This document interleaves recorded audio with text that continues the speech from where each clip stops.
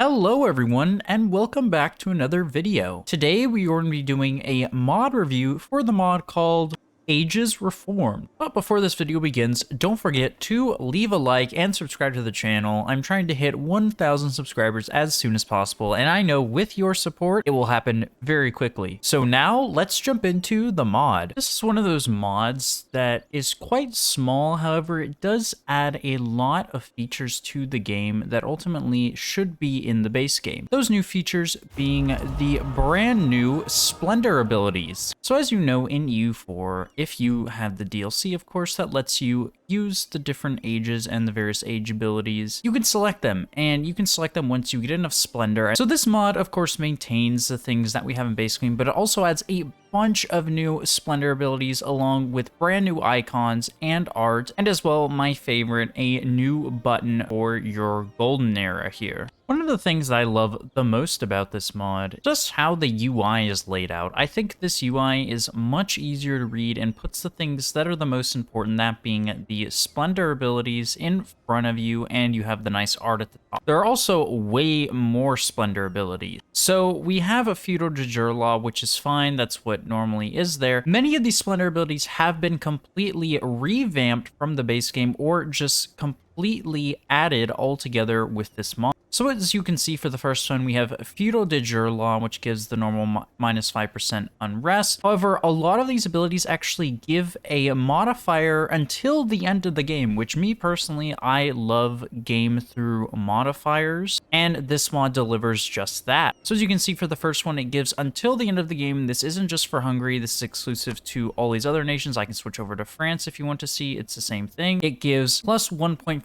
admin efficiency, which is really nice. This is just a base admin efficiency that doesn't include with any ideas you take, or tech, or any of the monuments. Very powerful. And plus 50 governing capacity, which is really nice. Justified wars, however, it is buffed up slightly from 10 in the base game to 15% AE now, which is really nice. Transfer subjects, which is normal. However, the claims bordering claims is different, which is a nice addition. Improved war taxes, which is the same. Cavalry armies, which is the same. Adaptive combat terrain, which is the same. This is one of my favorites here. Hardened soldiers, and again, this is exclusive to all these nations. I can go to the Ottomans, the same thing. It gives plus 5 for defense, which is pretty good. However, minus 25% land attrition. That is absolutely amazing. That is extremely powerful. Normally, you need a idea policy to get that, a mill idea policy. However, with this, you get that just based off of this Splendor ability, which is really nice. Insecure castles, plus 10% siege ability, really handy. You all know how much I love siege ability. And plus 1 artillery level versus the fort. Really powerful and really nice, especially for early game where you will not have a lot of artillery. Loyal vassals, liberty desire in subjects. This one you can get with certain nations. I think with Denmark you can get something like this. However, do keep in mind that these abilities are available to all nations in the game. Mercenary discipline, really nice. Plus 5% merc discipline until the end of the game, which is extremely handy. Again, these game through modifiers that I mentioned are really cool, and I love when mods add permanent modifiers. Cheap council, minus 25 advisor costs. That is extremely overpowered. And if you want, you can also couple it with this called Changing the World, and this also is exclusive to all nations. You can see I switched over to Lorraine. It's the same thing. Plus 1 national unrest, but you get these amazing modifiers. Minus 10% cost of advisors with ruler's culture. Pair it with this, you get an amazing discount. Plus 10% opinion of accepted culture, which is very interesting. I've never seen something like this in a mod before. Really interesting modifier. And minus 25% culture conversion cost until the end of the game. All of these things that are listed here are until the end of the game. That is so powerful, especially that advisors with ruler's culture. Very, very powerful. Spy networks, plus 10% spawn spy detection, and plus 20% spy network construction until the end of this age. And that spy detection at the top is also really good until the end of the game. Slave soldiers, and this is for everyone, not just the Ottomans or for slaveholding nations, literally everyone. I'm as Lorraine. Slave soldiers, plus 20% manpower recovery speed, really handy, especially in the age of discovery when you don't have a lot of dev. Tyrant Acceptus, which is quite interesting. So this gives minus 2 national unrest, but also less morale of armies and less navies, but it also also gives minus 10% minimum autonomy in territories. So I do wonder when you would take this. I personally don't think I would take it. The minus 2 national unrest is cool, but the minus 2.5 morale of armies, it's at the same time a lot, but also not a lot. So I don't know. Someone would have to do like a spreadsheet or something to determine if this is worth it, but personally, I wouldn't take it. Let me know in the comments, would you take this in your game? It's until the end of the game, so keep that in mind, but would you take this in your game? Is the minus 2 national unrest worth it? Let me know. Next, we have competent diplomats plus 1 diplo rep until the end of the game. Extremely powerful, especially if you're playing as someone like Austria, for example, or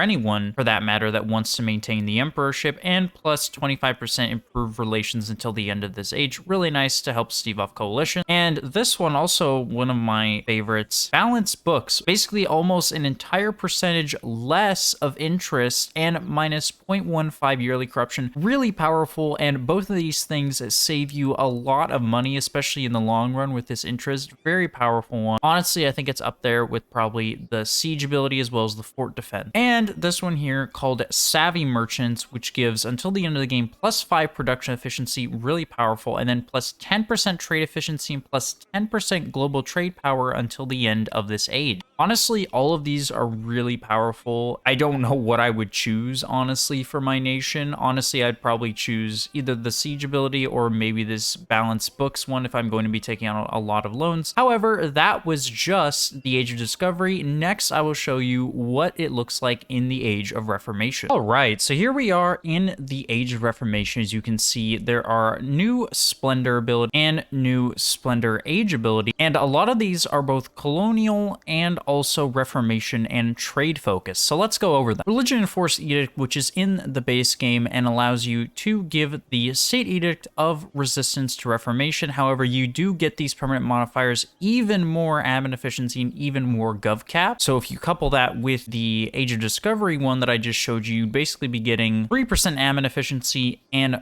100% gov capacity just from age abilities alone. Next, we have Religious Wars, which is the same as the base game, I do believe, but it has been ticked up to 25. I don't know if this is 25 in the base game. Let me know in the comments. Next, we have Mercenary Discipline, which gives minus 5% merc maintenance and plus 5 merc manpower until the end of the game, and then until the end of this age, plus 5 merc discipline. Next, we have Powerful Trade Ships, which is really cool. This is until the end of the game for these top modifiers, plus 5% morale of navies and plus 5% naval force limit, and until the end of this age, plus 20% ship trade power propagation. If I was playing as someone like, let's say, the Netherlands, for example, that would be extremely powerful. Next, we have institution spread, plus 10% institution spread, and plus 50% institution spread in True Faith provinces. That is extremely powerful, and honestly, I do wish the base game was as powerful as that. Prestigious conversions, extra prestige from development with missionary. This is in the base game, although I think this is slightly more. One additional missionary, which I do wish was in the base game, is a lot of times you do need this. Attentive listening, which basically is kind of like this Reformation thing. It gives plus 1 tolerance of the true faith. You have less tolerance for heretics and heathens, but you get even more institution spread in Truth Faith province,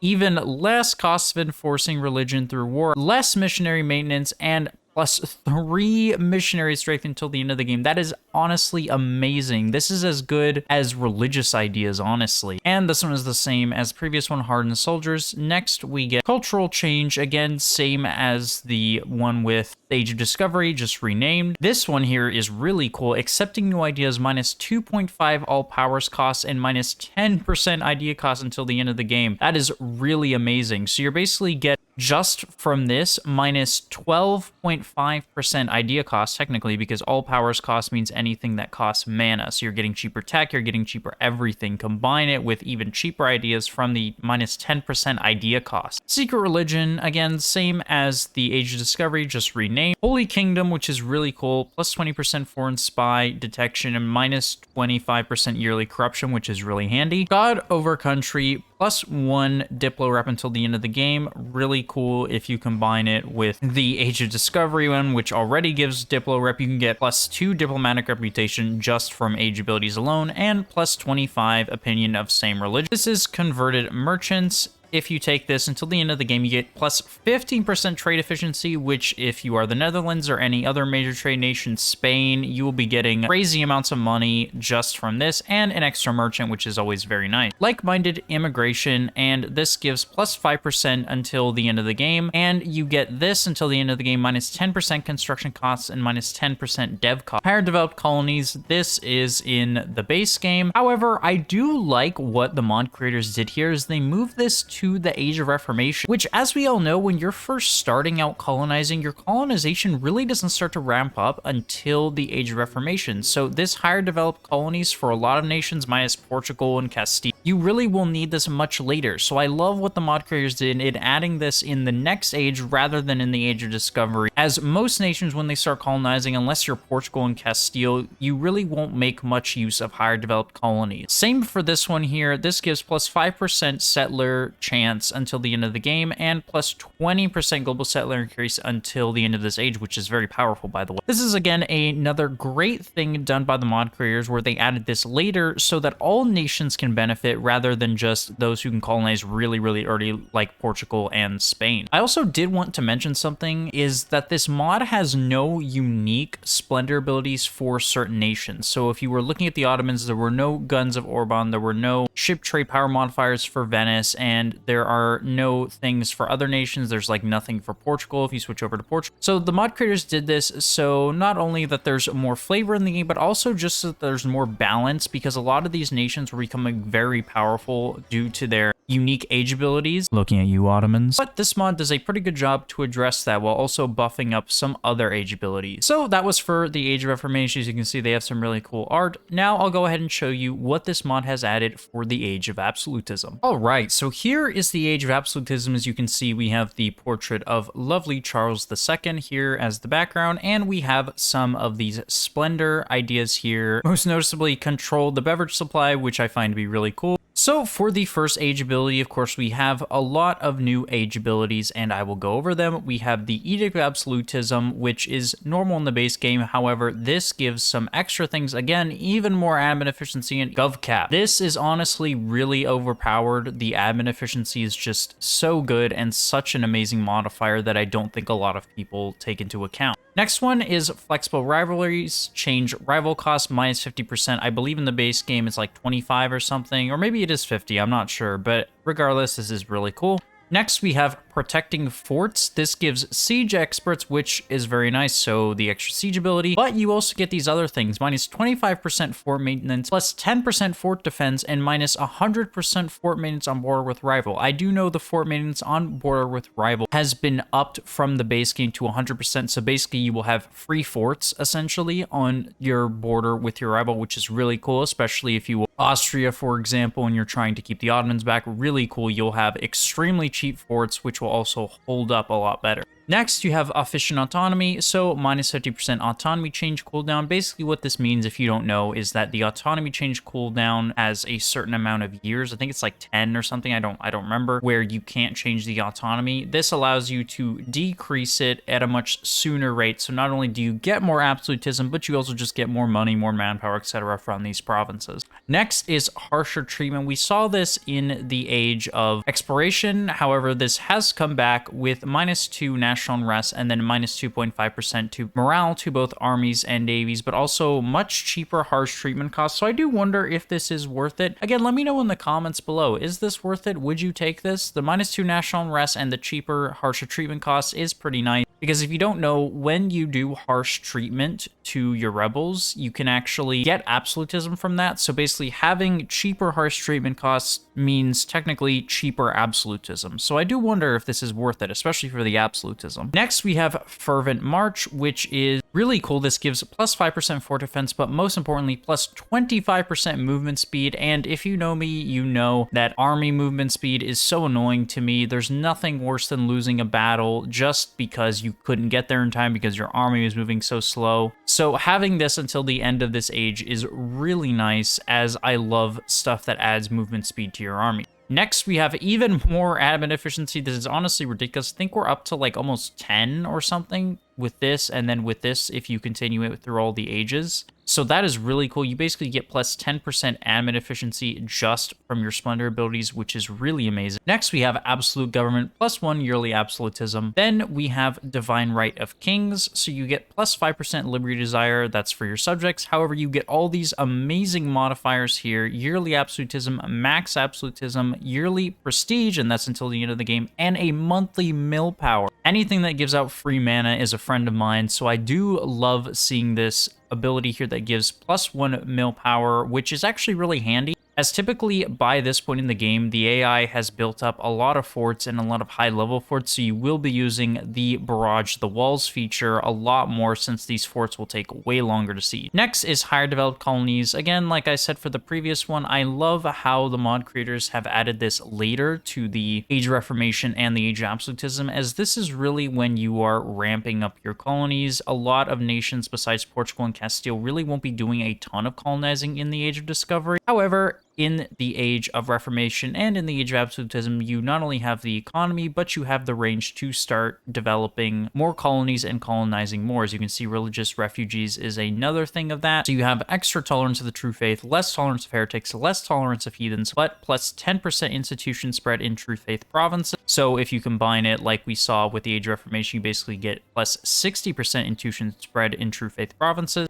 minus 50% cost of enforcing religion through war, minus 10% military maintenance costs, and plus 30% global settler increase. That is amazing by itself. That means your colonies will basically generate super quickly. Next, we have colonial charter, plus 5% settler chance, but most importantly, until the end of the game, an extra colonist, which is really cool because the more colonists you have, the more colonies you can have at the same time. Next, we have financial opportunities, plus 5 production efficiency until the end of the game. I think we're at like 10 now, almost 15 production efficiency just from the previous ages, and plus 1 merchant until the end of the game. Next, we have faster trade connections, plus 5% morale of navies, and plus 5% naval force limit, and very nice until the end of the game, plus 20% trade efficiency. This will make you a lot of money. Next, we have expel minorities, which gives extra national unrest. However, this gives minus 10% cost of rulers' culture. This gives plus 10% of opinion of accepted cultures, and minus 20% expel minorities cost. Honestly, this one is fine. I don't really use expel minorities that much, as you can't pull your colonists back when you're expelling minorities, and that's why a lot of people don't do it, because your colonists must stay there. It's not like these other colonies where you can just send a colonist, then pull them back, and then go colonize other areas. When you expel minorities while you're colonizing, your colonists must remain there until all the minorities are expelled, so do keep that in mind, but it's still a really nice addition. Next, we have this here called Royal Endorsement of Scientific Study. Basically, this gives minus 2.5% all powers cost and plus 20% institution spread, even more into institution spread like we needed that. This one, which is really overpowered, urgent construction, minus 25% construction time. This is the time of the game when you are really building a lot of manufactories, and those do take quite a while. I think they take like 1,000 days or something crazy like that. So having this will make you make more money and make it quicker. And finally, this bottom one here, plus 5% production efficiency, really handy, but the most important part here, until the end of the age, minus 10% dev costs. Now, minus 10 is fine. It's not too much on its own. However, combining this with any other idea that you might have taken, combining it with economic ideas, any policies that you might have, getting 10% just from an age Splendor ability is really powerful. So these were the Splendor abilities for the Age of Absolutism. Next, I'm going to show you the final age, the Age of Revolutions. And here we are in the Age of Revolutions. Really cool artwork here. It shows the French Revolution here in the right side, but then it shows Washington crossing the Delaware here, which is really cool. It is nice to see some representation of the US in Europa Universalis. So as you can see, like in the other ages, you have some unique Splendor abilities for this age. You have anti-revolutionary zeal, minus 33% liberty desire from subjects development, although by this point in the game you really shouldn't have any subjects, plus 2% blockade impact on siege, really cool, very handy. Napoleonic warfare, giving plus 10% siege building and plus